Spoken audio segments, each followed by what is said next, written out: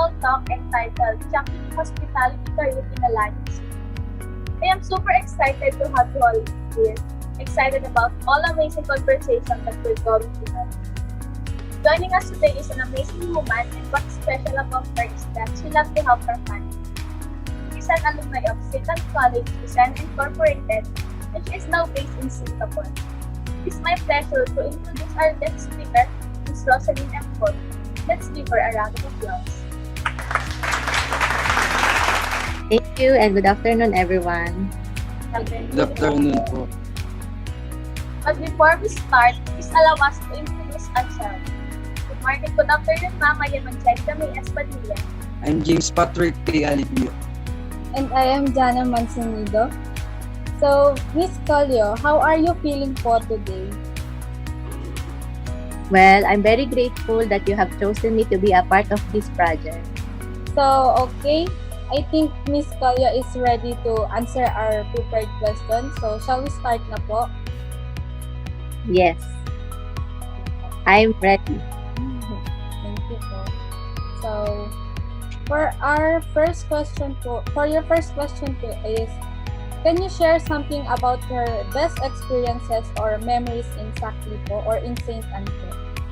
Being an HRM student is one of the most wonderful and unforgettable experience of my life.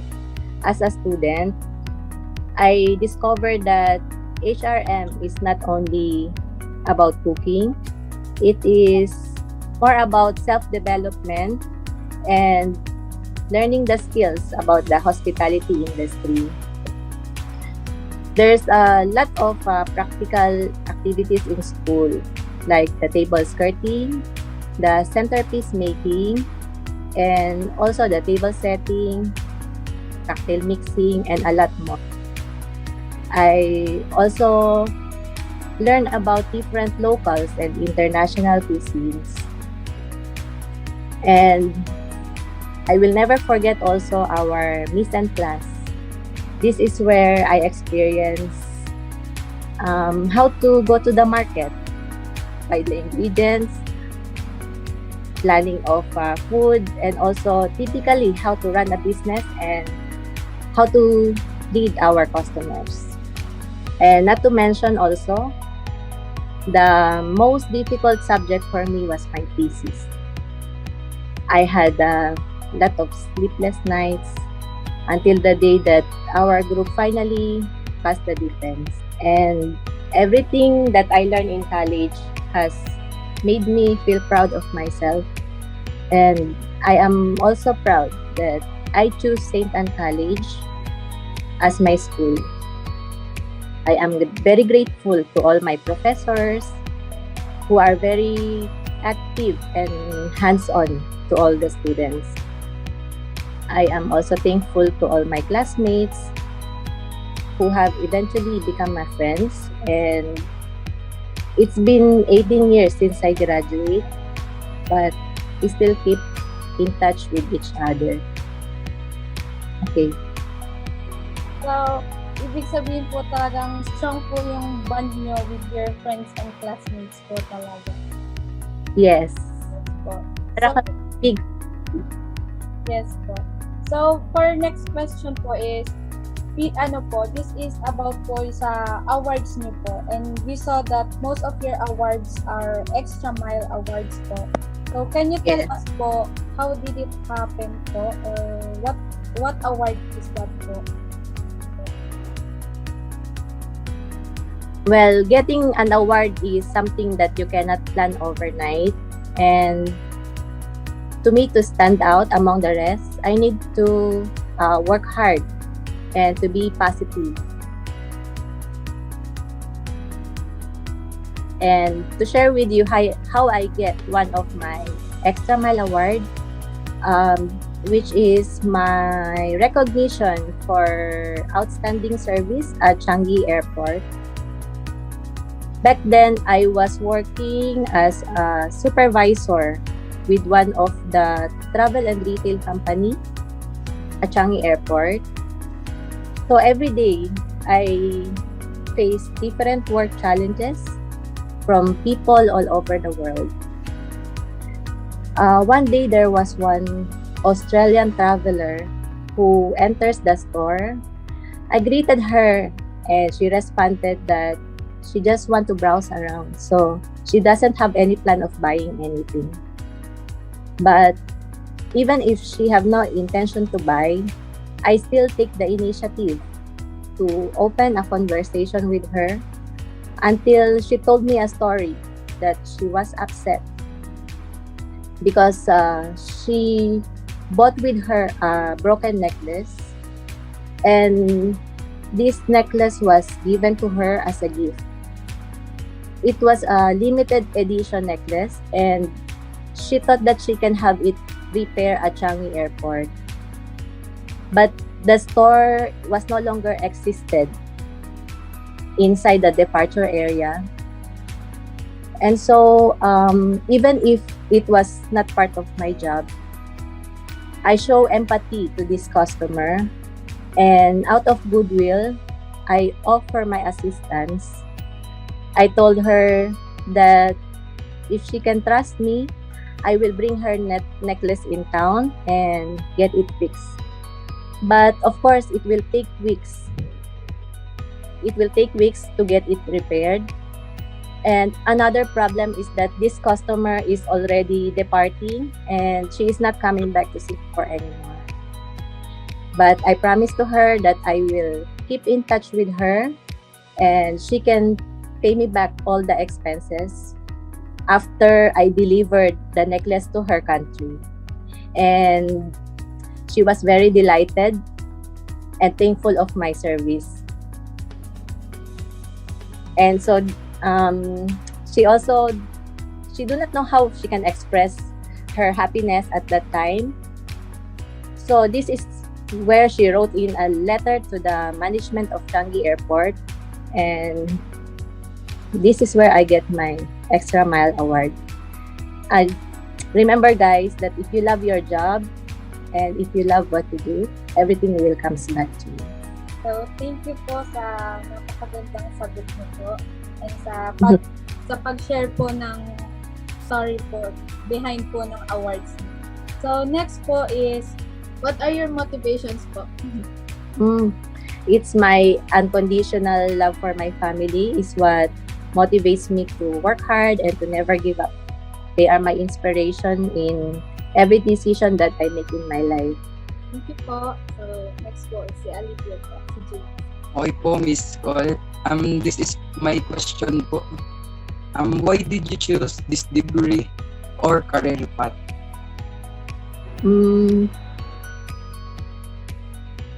Well, honestly, I don't even know how to cook before. The reason why I want this is because it has less math subject. I don't really like math. But my parents, they told me to think carefully before I decide. And they do not want me to end up shifting to another school or taking another course. They said that this course is only meant for people who has passion in cooking. I was really indecisive at that time. So for me to convince my parents, I did some research about the hospitality industry. And the interesting fact is that after I graduate, I will have the higher chance of getting a job. I can work in the hotel, I can work in restaurant, I can work in theme park. I can also work as an event planner or in a cruise line or even travel the world. Okay po, ma'am. Why did you choose to work in Singapore po? Actually, this is the first opportunity na dumating sa akin at that time. I mean, opportunity abroad. Singapore is the first one, so I grabbed the opportunity. How was it like working abroad as an OFW? What are some of the good and bad side of being an OFW? Being an OFW is a hard decision to to make. And also I'm very attached with my parents, and I only have one sibling. So it was a very heartful feeling being away with them. I first left Philippines in 2004, and the technology back then was not as advanced as today. There was no Messenger, no Viber, no WhatsApp. But eventually, I overcome all my sadness and become used to the environment because of my new gained friends here in Singapore. And at the bright side of being an OFW is that you will learn to survive on your own. And I become a stronger and responsible person. That's all.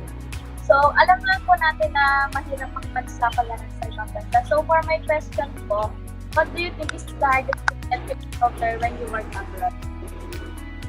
My previous job as a manager, my previous job as a restaurant manager, I think that was the hardest because I spend most of my time at work than at home. I had a lot of sacrifices and sleepless nights, especially that I work with people who do not take responsibility on their job. I have to be flexible to any task, and I have to be ready at all times. I was a manager by rank, but I have to work closely with all my staff, and I also do the same as what they do. I have to take orders, I serve the food, I help the kitchen, and after the long day of operation, I still need to do my paperwork because that's my role as a manager. If you work abroad, you have to be prepared to do multitask, and the reality is that your job position is only a title. For my next question po, what do you think should be the qualities of supervisor in hospitality industry? In my experience, I believe that a successful supervisor must have the passion to lead, to inspire, and also to contribute to the greater good. You have to be innovative and open to new ideas, and you must know how to motivate the staff to think out of the box. You also must have the self-confidence and always tell yourself that I can do it. As a successful supervisor, you have to be someone who takes the responsibility in a difficult situation, and you have to act quickly if there is an issue, and don't pass the issue to someone else, or don't ignore the problem. As a supervisor, you also have to speak from the heart with sincerity, not only giving commands, but you also must have the willingness to listen on what other people wants to say. You must have the fair attitude also to your staff. It means you must have no favoritism. And also, as a supervisor, you must know how to lead by example. If you want to become a good leader, first, you have to be a good follower. Thank you, ma'am.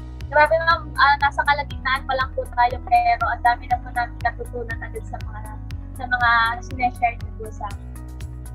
So, ang next pong question is, as a supervisor, what is the most unforgettable problem that you experienced in work, and how did you solve it? Actually, I have this unforgettable problem last time when I was manager of restaurant manager. I will share it with you.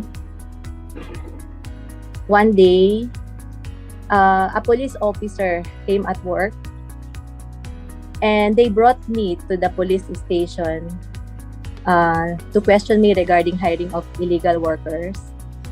Illegal workers are those foreigners who enters Singapore without a valid permit to work.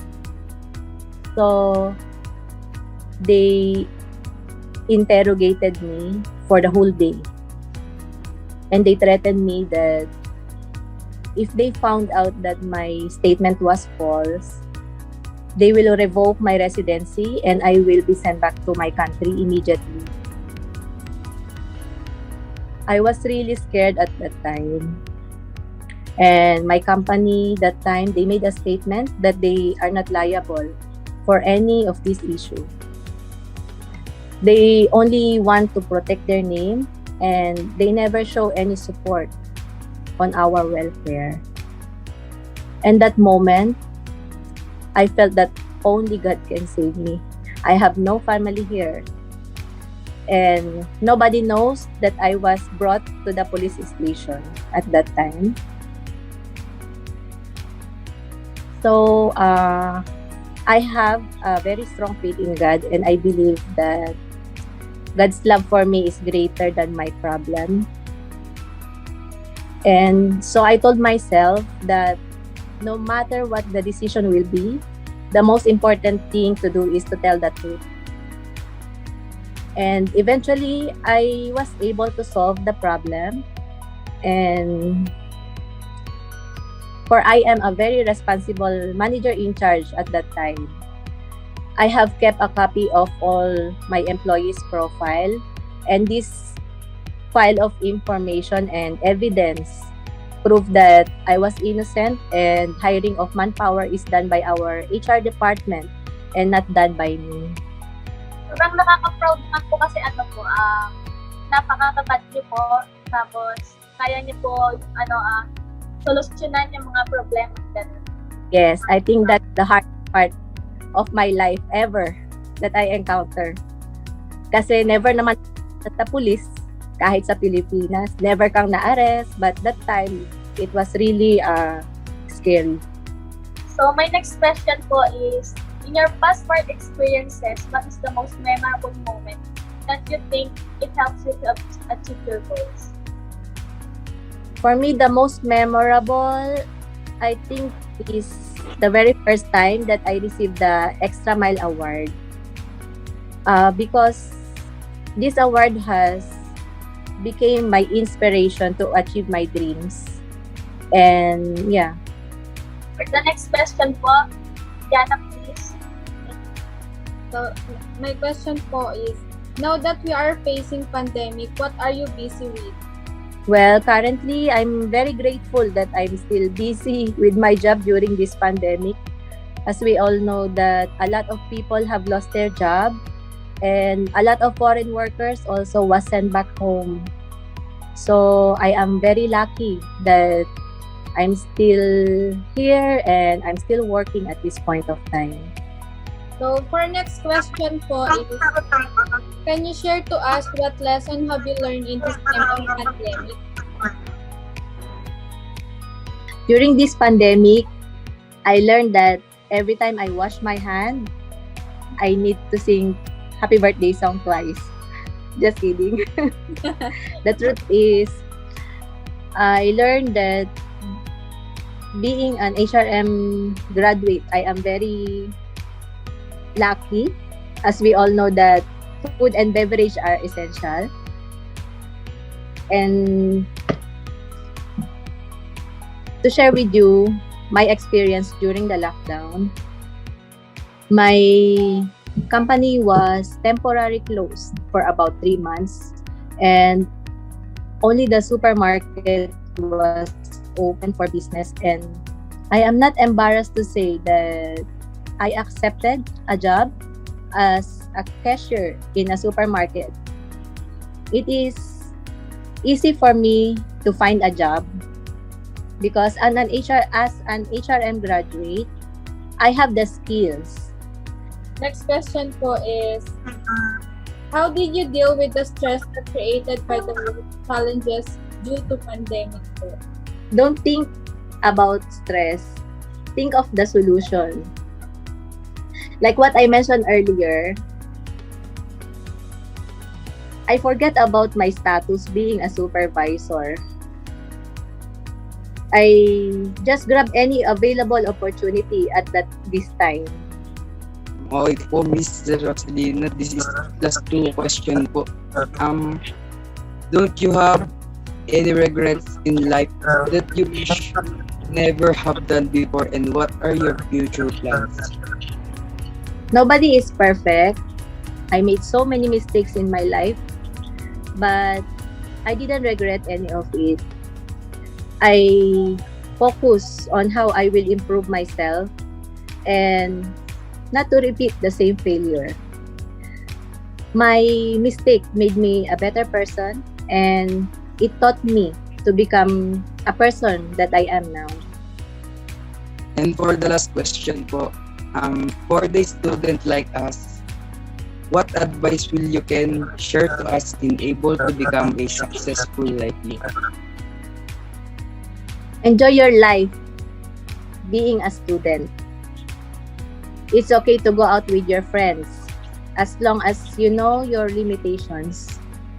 It's okay to have fun, but always put your studies as your top priority.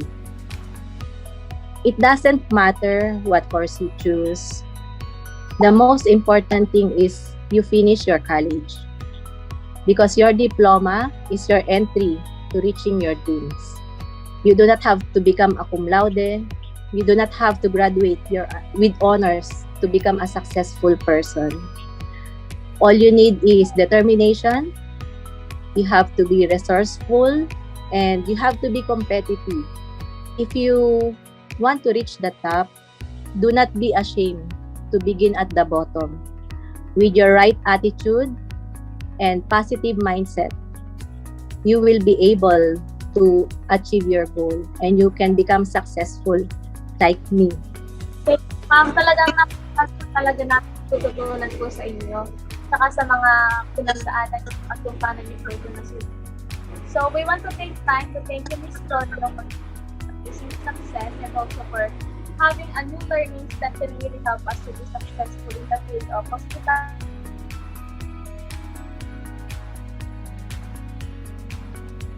So much also. Nice to meet you, everyone. So now let me present to you the certificate of appreciation. But before that, let me read the citation. St. Anne College, Lucena Incorporated School of Management for International Hospitality and Tourism. HPC 212 Introduction to Meetings, Incentives, Conventions, and Expositions. Certificate of Appreciation is awarded to Ms. Roselline Collo in grateful recognition and sincere appreciation for giving her knowledge, time, and effort as a guest speaker for the online talk webinar series entitled Championing Hospitality Career in the Lion given this third day of June 2021 via Zoom.